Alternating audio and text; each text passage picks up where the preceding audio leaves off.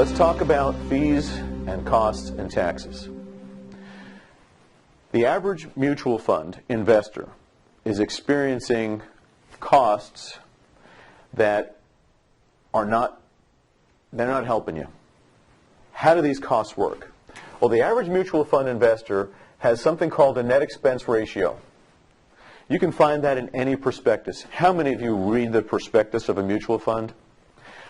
It wouldn't surprise you to learn that even fewer actually read the supplement of additional information which will capture the rest of these fees. The net expense ratio is regardless of whether or not there's a load or a no load, and it's a little bit lower in the index funds and a little bit higher in the managed funds. In addition to that, there's another expense. This is from the supplement of additional information.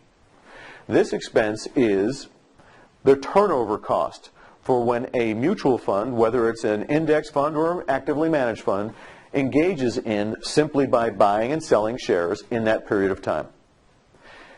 So it's the transaction cost, it's the difference in what a mutual fund might have to spend to buy a stock versus to sell a stock. And because they do it so frequently, it actually generates some taxes, which usually are about 2.5%. But it gets even worse. Not only that, there is a custodial cost, which is something between 0.6 and 0.25%. And you also pay the difference between what it costs to buy the mutual fund versus selling the mutual fund, or an exchange-traded fund, sometimes known as an ETF. That is another cost. Altogether, you're talking about almost 5% headwind before inflation, before advisory fees, just to break even. Let me show you, remember this number, what it looks like when it's done right.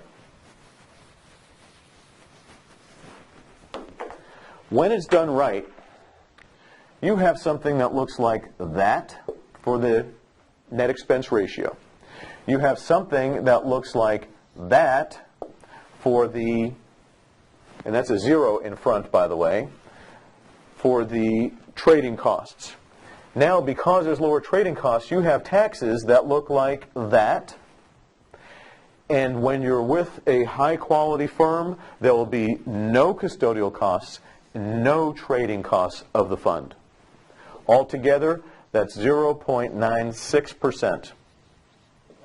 Now, I ask you folks, that's almost a 3% difference. Can you imagine how much impact that 3% will make over the course of your lifetime?